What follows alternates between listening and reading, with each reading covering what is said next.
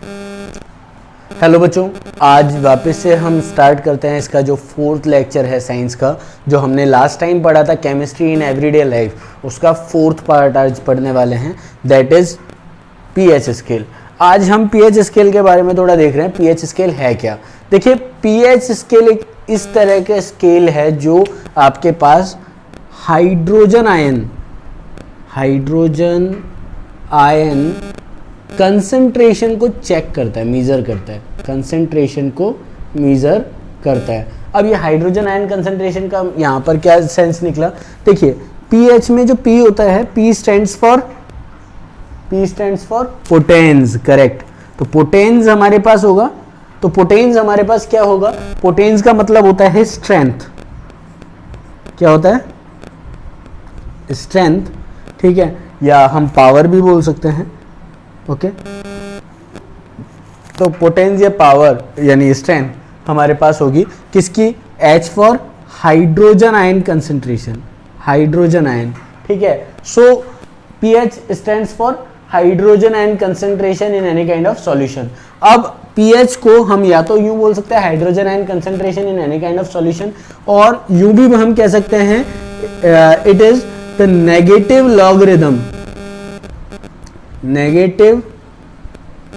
logarithm of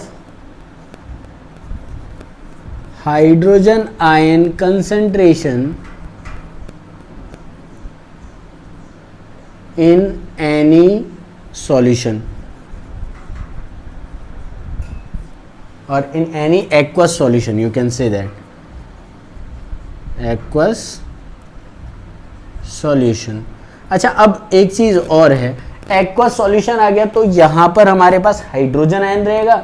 नहीं, याद रखिएगा, हाइड्रोजन आयन जब भी एक्वस यानी कि वाटर में चला जाता है H2O में, तो ये हमारे पास में हाइड्रोनियम आयन बन जाता है, यानी ये हमारे पास क्या बन जाएगा?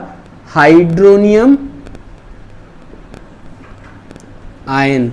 तो हाइड्रोनियम आयन हमारे पास बन जाएगा। तो हम ये भी कह सकते हैं negative logarithm of hydronium ion concentration in any solution is called pH scale, okay.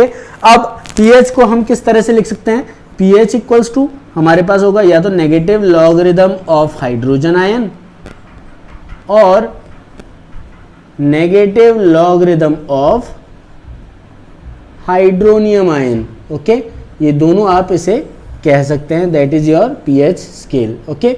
अब एक चीज और, एक छोटा सा क्वेश्चन बनता है इसी में, ठीक है, कि अगर मान लीजिए मुझे दे दिया कोई भी हाइड्रोजन आयन कंसंट्रेशन या हाइड्रोनियम आयन कंसंट्रेशन दे दिया, जस्ट लाइक मेरे पास हाइड्रोजन आयन कंसंट्रेशन मेरे को दे दिया 1 × 10⁻⁵। अब मुझे मोल पर लीटर, ओके, मोल पर लीटर, यही हमारा कंसंट्रेशन दे रखा है। अब अगर मुझे ये दे रखा है मेरे पास ये सॉल्यूशन एसिडिक है या बेसिक, इसको मैं कैसे चेक करूंगा? तो पहली चीज हमें ये पता होना चाहिए पीएच स्केल में जो वैल्यूज होती है एसिड और बेस, इन दोनों की वैल्यूज कहां कहां होती है। देखिए, अगर मेरे पास ये पीएच स्केल है तो पीएच स्केल में ये मिड वैल्यू है हमारे पास 7 जो कंसंट्रेशन होगा ये किसका होगा? न्यूट्रल होगा। क्या होगा? न्यूट्रल। और अगर मैं बात करूं 7 से ग्रेटर 14 की तरफ और 7 से लेस 0 की तरफ, यानी 0 से 7 के बीच में ये होगा एसिडिक, और ये वाली जो लिमिट है दैट इज बेसिक, ओके। सो हम इसके बारे में देख सकते हैं एसिडिक होगा या बेसिक, और 7 हमारा क्या होगा? न्यूट्रल। तो हम इसके बारे में चेक करते हैं कि ये कैसा है। एक बार आप इसे नोट कर लीजिए फटाफट, जल्दी कीजिए। यस, तो देखिए, हाइड्रोजन आयन कंसंट्रेशन हमें दे रखा है। हाइड्रोजन आयन कंसंट्रेशन कितना बता रखा है अभी? यस, 1 × 10⁻⁵। तो हाइड्रोजन आयन कंसंट्रेशन हमारे पास दे रखा है 1 × 10⁻⁵। अब यहां अगर मैं बात करूं तो क्या बताया मैंने? पीएच की वैल्यू निकालनी है, that is minus logarithm of -1 × 10⁻⁵, right. अब यहां सॉल्व करते हैं इसको। देखिए, 1 × 10⁻⁵ कितना हुआ? 10⁻⁵, ओके। यहां हमारे पास लॉग का जो बेस है वो है 10, ठीक है। अब -5 यहां पर हमारे पास log a to the power b अगर मेरे पास फॉर्मूला होता है, ध्यान से देखिएगा, log a to the power b equals to b log a। Okay, format है ये लॉग को सॉल्व करने का। तो इसी तरह से यहां पर हमारे पास क्या होगा, minus into -5 log 10 of base 10, ठीक है। और यहां हम ये कह सकते हैं कि log, हाँ, a बेस a, यानी दोनों बेस और जो हमारी वैल्यू है वो दोनों सेम हो तो हमारे पास log के कितना हो जाएगा 1। तो यहां ये वैल्यू हमारी कितनी हो गई 1 इंटू यहां कितना हो गया 5 इंटू 1 कितना हुआ 5। तो हमारा pH कितना निकला 5, और pH 5 किसका होता है, एसिडिक सॉल्यूशन का। तो इसी तरह से हमारे पास ये सॉल्यूशन कैसा हुआ, एसिडिक नेचर का हुआ। एक बार इसे आप नोट कर लीजिए फटाफट। ओके बच्चों, तो अभी हम यहां तक हमने देखा pH स्केल के बारे में, ठीक है। तो pH स्केल बहुत ही इजी है। pH स्केल में यही दो चीजें पूछता है। इसके अलावा एक चीज और है जो आप यहां याद रख सकते हैं, importance of pH in our life. ये बहुत इंपॉर्टेंट क्वेश्चन है बेटा, यहां ध्यान देना है। Importance of pH in our daily life में क्या क्या है। इसका पहला पॉइंट हमारे पास है एसिडिटी इन स्टमक। अगर आपने पिछला वीडियो नहीं देखा तो एक बार देख लीजिएगा, क्योंकि ये टॉपिक मैं एक बार को कल डिस्कस कर चुका हूँ, मतलब प्रीवियस वीडियो में मैंने डिस्कस कर चुका हूँ पार्ट 3 में। तो एक बार आप उसे चेक करिएगा, ठीक है। मैंने बताया था कि हमारे पास स्टमक में एसिडिटी को रिमूव करने का। अब देखो एसिडिटी कैसे होती है, आपको पता होगा कि जो हमारा लिवर है, ठीक है, लिवर में बाइल डक्ट होता है। बाइल डक्ट से हमारे पास में क्या होता है, हाइड्रोक्लोरिक एसिड फूड के साथ में मिक्स होता है, यस और नो, ठीक है। बाइल जूस, उसके अंदर हाइड्रोक्लोरिक एसिड भी होता है जो फूड के साथ मिक्स होता है, ताकि वो जो जितने भी हमारे न्यूट्रिशन है, न्यूट्रिएंट्स हैं, उनमें से रिलीज हो सके, ठीक है।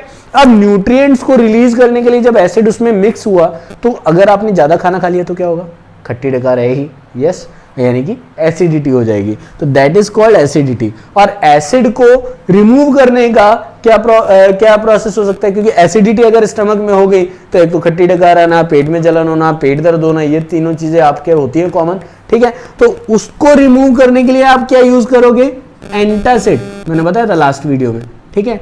एंटासिड में आपके पास में क्या होगा, या एंटासिड में आपके पास क्या होगा, एंटासिड में आपको कल मैंने बताया है milk of magnesia MgOH whole twice, ये आप यूज कर सकते हैं, राइट। तो ये हमारे पास में एसिडिटी के मतलब एसिडिटी को रिमूव करने के लिए यूज किया जाता है। तो इंपॉर्टेंस हो गया pH का हमारी डेली लाइफ में, क्योंकि pH अगर कम हो गया तो उसके बाद प्रॉब्लम हो जाएगी, ज़्यादा कम हो गया तो इसलिए उसको मेंटेन करके रखना पड़ेगा। अब दूसरा पॉइंट है हमारे पास है टूथ डिके। अच्छा, टूथ डिके हमारे पास कैसे हुआ, एक चीज़ बताना, जब आप खाना खाते हो तो खाना खाने के बाद में क्या होता है, खाना खाते हैं ना हम, फूड कंज्यूम करते हैं हमारी बॉडी में, तो उसके बाद क्या होता है, उसके बाद हम उस फूड को कंज्यूम करने के बाद में क्या होता है, हम उसे धीरे धीरे हमारे माउथ के अंदर कुछ पीसेस रह जाते हैं। अब हमारे माउथ का पीएच स्लाइटली एसिडिक है, राइट, स्लाइटली एसिडिक। होने के बाद में अब क्या होगा कि अगर वो जो एसिडिक नेचर हमारे माउथ का है वो और ज़्यादा कम हो गया, यानी उसकी पीएच वैल्यू और ज़्यादा कम होगी, तो प्रॉब्लम हो जाएगी। क्योंकि हमारे जो फूड अगर अटक जाता है, हमारे दांतों में अगर अटक जाता है, तो उसके बाद में क्या होगा कि वहाँ बैक्टीरियाज प्रोग्रेस करने लगेंगे, यानी बैक्टीरियाज जनरेट होंगे। बैक्टीरियाज क्या करेंगे, हमारे दांतों को, यानी जो हमारे जो दांत हैं उनमें क्या, यानी टूथ में हमारे पास क्या करेंगे, धीरे धीरे येलोइश कलर का सब्सटेंस बनने लग जाता है, यस और नो, ठीक है। उसके बाद थोड़े कमज़ोर हो जाते हैं दांत और उसके बाद टूट जाते हैं, राइट। तो इसी तरह से आप इस चीज़ से बचने के लिए क्या करें, अपने ब्रश को यूज़ करें, ठीक है। डे वाइज आप 2 टाइम्स ब्रश करें, अर्ली मॉर्निंग और in the night also, okay. So इससे फूड पार्टिकल्स आपके दांतों में नहीं रहेगा और उसके बाद टूथ डिके नहीं होगा, राइट। और उसके लिए हम एसिडिक नेचर को रिमूव करने के लिए हम बेसिक सब्सटेंसेस यूज़ करते हैं। आपको पता होगा दातुन यूज़ करते थे पहले, यस और नो, और बहुत अच्छा आपके पास वो हुआ करता था, मतलब आयुर्वेदिक जो चीज़ थी, ठीक है। तो उसी तरह से ये हमारे टूथ डिके को बचाने के लिए बहुत इंपॉर्टेंट रूल है। इसके साथ में अब नेक्स्ट आता है हमारे पास थर्ड, स्टिंग ऑफ इंसेक्ट्स। देखिए इंसेक्ट्स के लिए अगर आप देखें तो इंसेक्ट्स के स्टिंग में एसिड होता है, राइट। ये आपने पढ़ा भी होगा और ये आपको बताया भी गया होगा, क्योंकि एसिड जो होता है वो उनके बचाव के लिए वो अपने पास रखते हैं, जिससे कि वो बच सके अपने एनिमीज से, ठीक है, हमारे से भी इवन, ठीक है। उनको डर लगता है तो वो उसका यूज करते हैं मोस्टली। तो ऐसे ही यहाँ पर भी अगर वो स्टिंग का यूज करे तो उसमें क्या है, एसिड है, ठीक है। जस्ट लाइक एंट के स्टिंग में एसिड होता है, हनी बी के स्टिंग में एसिड होता है। तो इसीलिए अब क्या करते हैं, जब एसिड होता है तो एसिड को रिमूव करने का तरीका या तो हम बेस का उससे रिएक्ट करवाएं।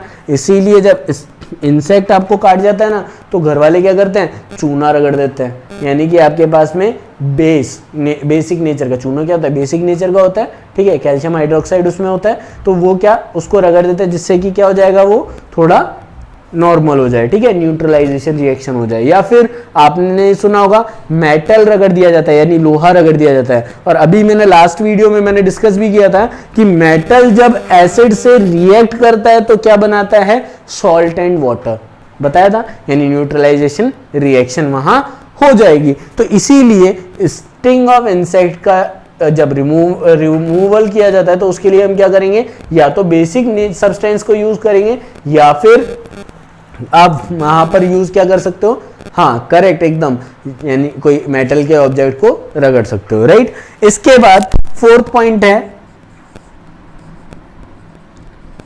Acid rain. Okay, acid rain के लिए क्या रेस्पॉन्सिबल है बताएंगे एक बार, एसिड रेन क्यों होती है। देखिए नेचर में पॉल्यूशन बहुत ज़्यादा है, पॉल्यूटेंट्स बहुत सारे फैले हुए हैं, राइट। अब तो खैर क्वारंटाइन टाइम में बहुत कम हो गया पॉल्यूशन, बिकॉज व्हीकल ही बाहर नहीं निकल रहे, तो उसके टाइम पे पॉल्यूशन हो कहाँ से सकता है, राइट। लेकिन एसिड जो होता है वो उन पॉल्यूटेंट्स के साथ साथ में एयर में पहुंच जाता है, स्मोक में, और उसके बाद क्या होगा कि वो जैसे ही स्मोक के थ्रू वहां पहुंचेगा तो उसको पॉल्यूशन फैलाने लगेगा। और इसी वजह से जब फर्स्ट रेनफॉल होगा तो वो जो वाटर होगा, वो वाटर ड्रॉपलेट्स जैसे ही इस एयर पॉल्यूशन के थ्रू जब रिएक्ट करेंगे तो वो क्या होगा, एसिडिक नेचर के हो जाएंगे। और उस टाइम पे हमारे पास कैसी रेन होगी, एसिड रेन होगी, जिससे स्किन बर्न हो जाती है या एलर्जी हो जाती है, स्किन एलर्जीज, ओके। और उसके अलावा जो वाटर बॉडीज हैं, वाटर बॉडीज भी बहुत सारे डेड हो जाते हैं जस्ट बिकॉज ऑफ दैट, ठीक है। तो इसलिए एसिड रेन बहुत ज़्यादा हार्मफुल है। इससे बचाव के लिए पॉल्यूशन कम से कम किया जाए तो ज़्यादा बेस्ट रहेगा, राइट। अब इसके बाद फिफ्थ पॉइंट हमारे पास है acid in soil, or you can say pH of soil, pH of soil, okay। तो pH of soil को कैसे डिस्कस कर सकते हैं, देखिए pH जो हमारे पास सॉइल का होता है वो स्लाइटली एसिडिक होता है, आपकी बुक्स में भी दे रखा है कि ये क्या होता है, स्लाइटली एसिडिक नेचर का होता है। लेकिन एसिड जो pH है इसके मतलब pH स्केल जो हमारे पास pH वैल्यू जो है सॉइल की, वो बहुत ही ज़्यादा एसिडिक नेचर की हो गई तो उस टाइम पे प्रॉब्लम आएगी। तो सॉइल की जो एसिडिक नेचर है उसको कंट्रोल करने के लिए हम क्या करते हैं, मैंने लास्ट वीडियो में डिस्कस किया था, याद रखा करिए, कैल्शियम हाइड्रोक्साइड का यूज किया था। मैंने बताया था लास्ट टाइम में कि कैल्शियम हाइड्रोक्साइड को क्यों करते हैं यूज, ताकि सॉइल के पीएच को कंट्रोल किया जा सके, उसकी एसिडिटी रिमूव की जा सके, ठीक है। तो ये हमारे पास हुआ importance of pH in our life. तो आज के लिए इतना ही, आज मैं इतने ही टॉपिक्स को डिस्कस करूंगा। बाद में नेक्स्ट वीडियो में मैं आपके लिए बहुत अच्छे से, बहुत डीपली, थोड़ा और ज़्यादा लेके आऊँगा टॉपिक्स इसके नए इंपॉर्टेंट से, इंटरेस्टिंग से। बस आपको करना क्या है, घर पे रहना है और कुछ नहीं करना, और साथ में स्टडी करनी है, ठीक है। ये नहीं कि घर पे सोते रहो, अरे सोते मत रहो यार, आजकल स्टडी भी चल रही है ऑनलाइन, आप घर पे मेहनत करो, हम यहाँ से मेहनत करते हैं। क्या फ़र्क हो गया कि मतलब अभी क्वारंटाइन टाइम चल रहा है, आप दूर हो हम दूर हैं, ऐसा कोई प्रॉब्लम वाली बात नहीं है। आपको घर पे जब स्टडी मटेरियल मिल रहा है, इससे ज़्यादा बेस्ट और क्या हो सकता है। आपको घर पे सारी चीज़ें मिल रही है, घर पे सारी फैसिलिटी मिल रही है, ठीक है। तो don't worry about that, don't be panic, और हाँ, stay home, stay safe, have a good day.